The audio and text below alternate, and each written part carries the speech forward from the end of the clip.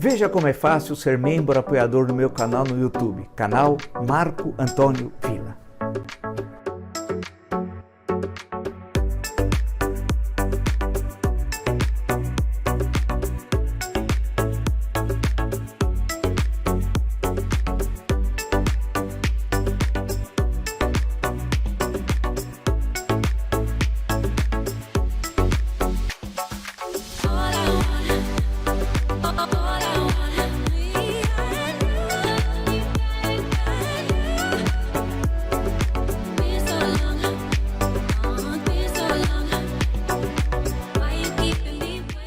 Bem, com muito prazer recebendo mais uma vez no meu canal o professor Dr. Rodrigo Zeidan, colunista da Folha de São Paulo, professor aqui no Brasil da Fundação Dom Cabral, da Universidade New York University em Xangai, na China. Ele com muita gentileza nos atendendo, porque se aqui está cedo, lá já é quase de madrugada, então agradeço muito o professor Zeidan ter aceito o meu convite. Eu sempre leio os artigos do professor na Folha de São Paulo, e um deles mais recente, que me chamou a atenção, foi até uma provocação, sempre tem algumas boas provocações para a gente pensar, a Rússia, o que está acontecendo com a Rússia, e economicamente, ele dá uma série de dados, o professor também, sobre a Ucrânia. Professor, então, primeiro, muito obrigado mais uma vez por ter aceito o meu convite. Professor, eu fiquei assustado pelo meu desconhecimento, eu reconheço, com os dados dos anos 90, com o processo de privatização, aquilo que foi privataria na Rússia e na Ucrânia. A recessão, um país em 9 anos, na Ucrânia consecutivos, na Rússia em 6, salvo engano.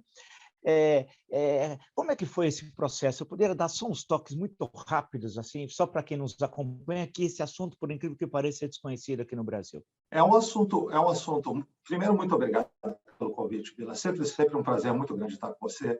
Eu acho que é a nossa terceira ou quarta entrevista e farei quantas vezes for convidado.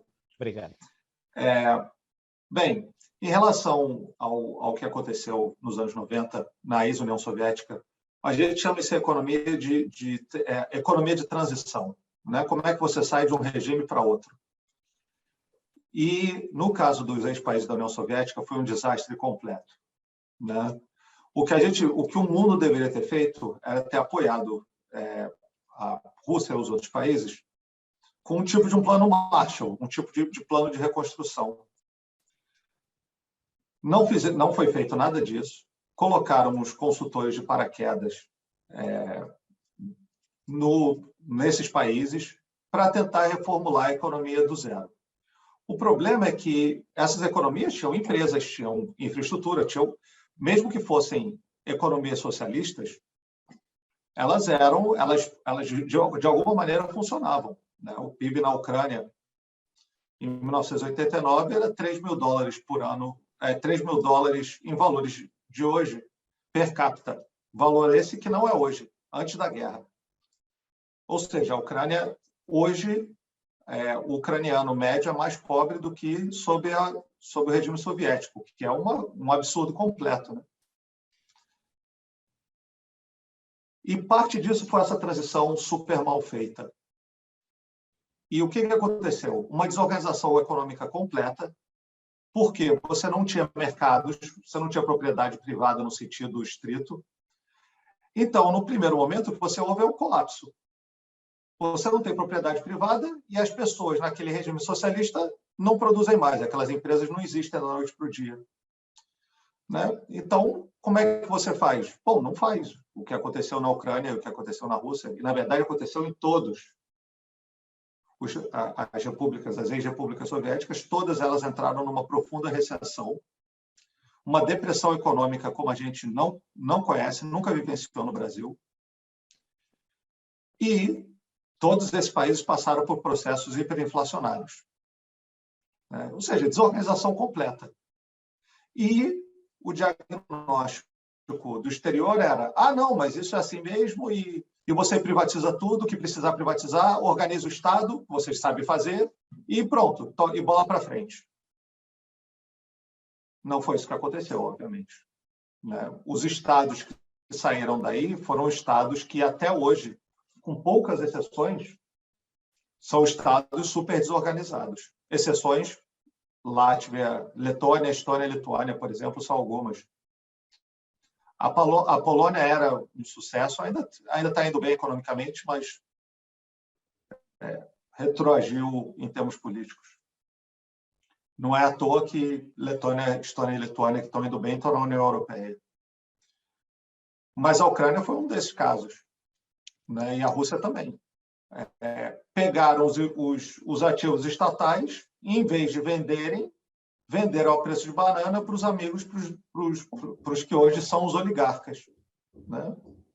Alguns deles também conseguiram poder político, tentaram usar o seu papel de virar de novos bilionários para se dar bem politicamente, não conseguiram, né? Foram defenestrados e hoje o jogo na Rússia é bastante claro. Se você é oligarca, você é bilionário desde que você beije a mão do governo. E, diferente do Brasil, os oligarcas não têm, ou de muitos lugares do mundo, os oligarcas não têm poder político. O poder político está concentrado ao redor do presidente. Professor, deixa eu colocar uma questão, né? Nós estamos numa grande mudança a partir do 24 de fevereiro, quando começou a guerra da Rússia contra a Ucrânia, né? Estamos iniciando um novo momento. Onde vai dar isso? Nós não sabemos quanto tempo vai durar, claro. Mas é um momento que nós não temos aí até um mês de guerra, mas provavelmente é isso que eu queria colocar ao professor, que o professor indica também no artigo. O que vai acontecer na economia internacional? Cerca de um mês de guerra, em um mês está tudo normal? Ou esse um mês vai ser multiplicado por meses de desorganização econômica internacional? Os efeitos, obviamente, isso é uma excelente pergunta, uma das razões sempre que eu aceito qualquer convite seu, é a qualidade das perguntas e a oportunidade de poder ir um pouco mais a fundo, às vezes até que nos próprios artigos que eu escrevo, porque existe um limite de caracteres que não existe aqui, né, na nossa conversa. Vamos lá. Crises internacionais, elas se propagam por dois mecanismos: comércio e finanças. Né? O sistema financeiro, a gente não vai ter crise financeira.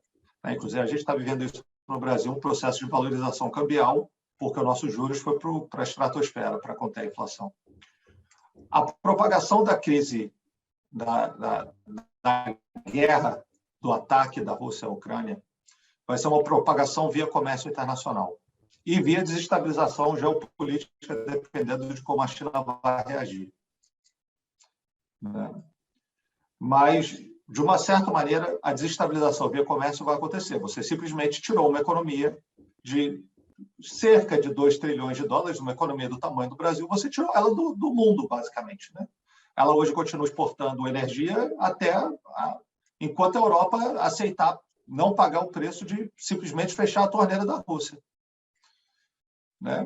Porque no momento, seria um impacto gigantesco na Alemanha, mas se a Alemanha topar pagar o preço de uma crise econômica rápida, ou uma crise econômica até conseguir mudar a forma de produzir energia, já que ela usa bastante energia que vem da Rússia, aí a Rússia está basicamente fora do mercado internacional, com exceção do comércio bilateral com China e alguns outros países. E, obviamente, isso bate no mundo inteiro como o quê? Crise de demanda, crise de oferta. Ou seja, menor crescimento mundial e inflação. Ou seja, o mundo já está passando por um processo de certa estagflação, que é a estagnação econômica com inflação. E essa crise só vai contribuir para isso. Não vai gerar uma estagflação monstruosa por si só, né? Mas ela contribui para um cenário mundial bem fraco, com algumas empresas, obviamente, que vão se dar muito bem nisso, mas isso sempre tem. Exatamente, os países mais pobres, né, professor, no mercado já está subindo o preço, né? Os preços estão subindo. E os países pobres, também importadores de petróleo, devem ser os mais afetados nesse momento e não sei por quantos anos, né? Isso com certeza, né? Quando você tem inflação de commodities, e é diferente de 2007, né? Porque Para quem não lembra, em 2007, o mundo também passou por uma inflação de commodities. É o chamado primeiro superciclo de commodities. Mas era uma inflação de commodities que era resultado de um crescimento mundial gigantesco e, em grande parte, impulsionado pela China. Essa inflação agora é uma inflação sem crescimento mundial, robusto. Aí é o pior dos mundos. Porque se você é um país pobre e você está tendo inflação porque a demanda está explodindo, não, mas você, de repente, surfa a onda, né? O Brasil fez isso, a Austrália fez isso, vários países. O crescimento na África, que também o crescimento na África foi robusto. A África do Sul era parte do BRICS, ainda é parte do BRICS, né? A Rússia era parte do BRICS. É parte do BRICS, embora o BRICS hoje não faça mais sentido. Mas esse é o problema. Inflação vai sempre bater nos mais pobres, né? A não ser que seja inflação, como está acontecendo na Rússia em algumas coisas, porque não se exporta mais bolsa da Louis Vuitton. Ok, isso vai explodir na Rússia. Isso é irrelevante. A inflação que realmente importa vai sempre afetar os mais pobres, já está acontecendo no Brasil. Inclusive, um parênteses, professor, eu conversando também com a minha mulher, que acompanha muito a questão da moda na Europa, como que vai ser o mercado de luxo na Europa sem os russos? Porque tem algumas marcas que produzem determinadas mercadorias de gosto duvidoso, vamos chamar assim, para os russos, né? E eu quero ver como é que vai ser daqui para frente. Marcas muito conhecidas, como é que vai ser daqui para frente. Mas o professor fez uma afirmação que me deixou agora aqui pensando.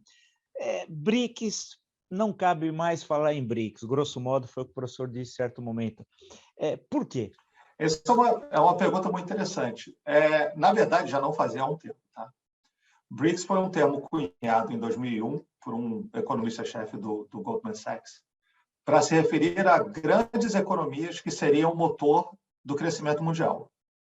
Né? Na verdade, começou como BRIC, né? Brasil, Rússia, Índia e China, e colocaram, com razão, a África do Sul depois, porque era uma economia que na época mostrava sinais de que poderia sair da armadilha da renda média. E essa era a aposta dos BRICS. Esses vão ser os novos países ricos daqui a 20, 30 anos. Previsão muito errada. Brasil, Rússia e África do Sul estão firmemente na armadilha da renda média. Mas se você pegar os outros países, como Brasil e África do Sul, que eram os países de renda média alta, continuam andando para trás. O único país dessa se você dividir os países em pobre, renda média baixa, renda média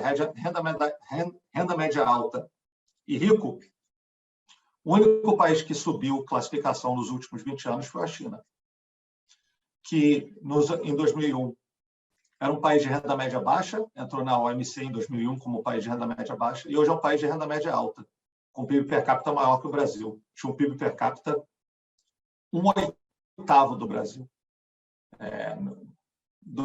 2005, por aí. Então, é isso. Hoje, o que você vai ter? Você vai ter a China e, em alguma parte, a Índia, que cresce porque o impacto do crescimento indiano na economia mundial é grande, porque a economia indiana é grande. E, como ela é uma economia que está para se tornar uma economia de renda média, ela chegou a bater na renda média, que é um critério de PIB per capita de um pouco mais de $1.000 por ano. Voltou por causa da pandemia e já deve ter batido de novo. Então, mas é um país de 1,3 bi de pessoas. Então, a Índia, com certeza, impacta a economia mundial. Mas qual é o efeito de Brasil e África do Sul hoje na economia mundial? A gente deve crescer 1% ao ano nos próximos 3, 4 anos. A África do Sul também? 1, 2? Qual é a contribuição que a gente vai dar para o mundo? A gente não tem centros de pesquisa super relevantes, não tem as melhores universidades do mundo, não tem A África do Sul tem a Universidade de Cape Town.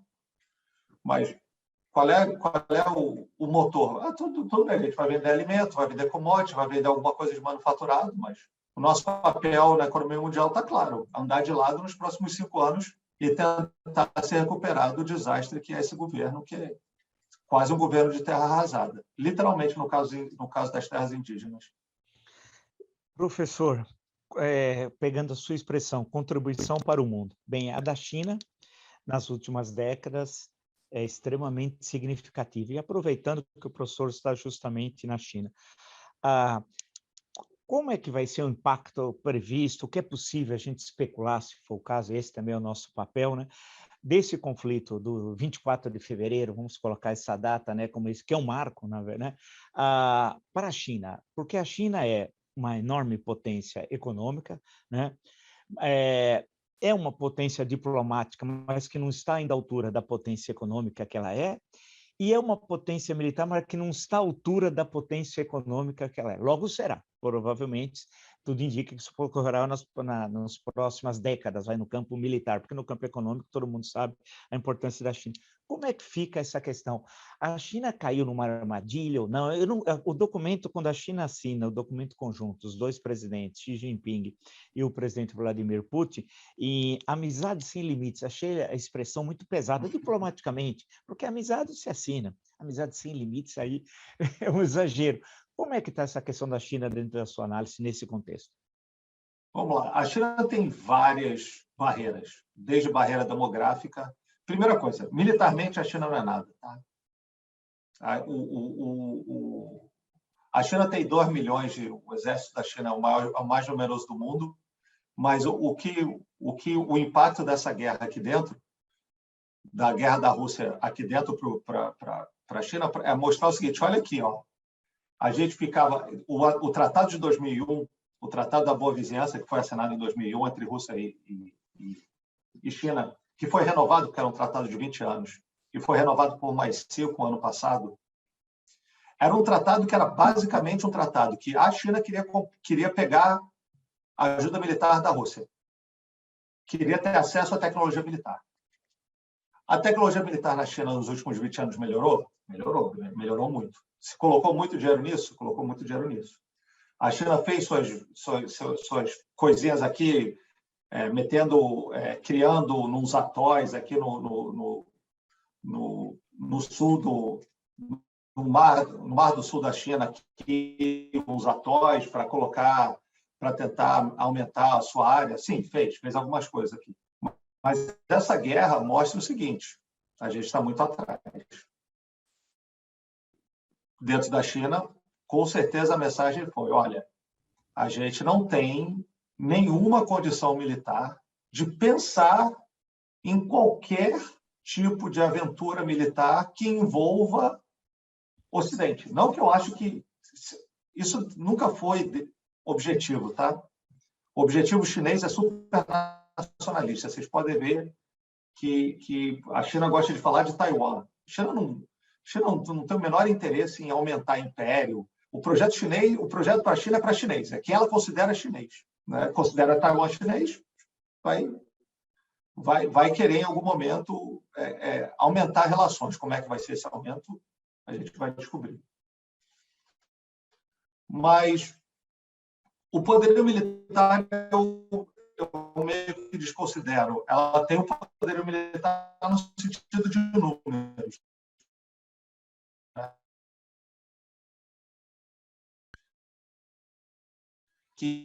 O que o Partido Comunista tem mostrado é pragmatismo, coisa que claramente os russos não estão mostrando. Né? Se os russos forem pragmáticos, e você poderia até botar, ok, eles invadiram, pensaram que eu ia chegar lá e eu destruir tudo e iam tomar fácil, como fizeram com a Crimeia. Se ferraram. Um país pragmático já estaria pensando em como é que vai sair dessa furada. Não tem nenhuma indicação de que os russos estão pensando em como é que eles vão sair dessa furada. Então, é que o papel entre China e Rússia é diferente. Primeiro, que a China e a Rússia não são super amigos. Tá? em algum momento na década de 70, a China considerava a Rússia o seu maior inimigo. Chegou, inclusive, a ter um início de combate em 69, se não me engano, na fronteira de Xinjiang. Né? Então, essa amizade infinita não é muito bem assim. Né? É mais para provocar um pouquinho. Mas é o seguinte, na minha visão, a China vê o Ocidente como adversário. A Rússia vê o Ocidente como inimigo. E isso faz toda a diferença. E a China, mesmo vendo como adversário, né? E é uma coisa da cultura chinesa, se vive muito bem com paradoxo. Ou seja, você ter um adversário não significa que você tem que vencer, não significa que você tem que destruir, não significa que você tem que combater. Você tem um adversário. E se pragmaticamente você tiver que fazer negócio com ele, como obviamente a China faz, não tem problema nenhum. Então, isso depende muito da dinâmica interna. E aí é onde tem o limite da minha ignorância. Né? A política interna da China importa muito mais do que a política externa.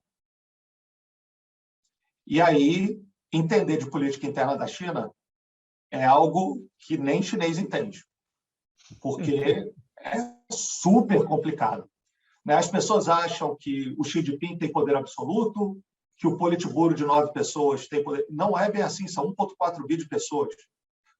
Você virou um membro sênior do governo, você está tramando, porque você não tem voto. Então, qual é a única forma de você subir? Aliança interna, bater meta, desenhar plano, é isso, é aquilo. Né? Então, a grande pergunta é: a política interna da China vai fazer a China dar tiros no próprio pé? Não é o tom da política interna chinesa nos últimos 20 anos, mas esse tom piorou nos últimos 5. Né? Para não dizer que tem a ver necessariamente com o presidente, porque não é verdade. Tem muito a ver com a reação do Donald Trump também. Mas essa é a grande pergunta. Qual vai ser... E a gente vai ter uma das respostas em novembro, né, quando o presidente Xi Jinping deve ser reconduzido para mais um termo, que vai ser o primeiro desde das reformas de Deng Xiaoping da década de 80, vai ser o primeiro a ficar mais de 2 termos. É o que se espera. Né? Então, essa, para mim, é a grande incógnita. O que acontece com a política interna chinesa? Eu acho que essa é uma grande questão.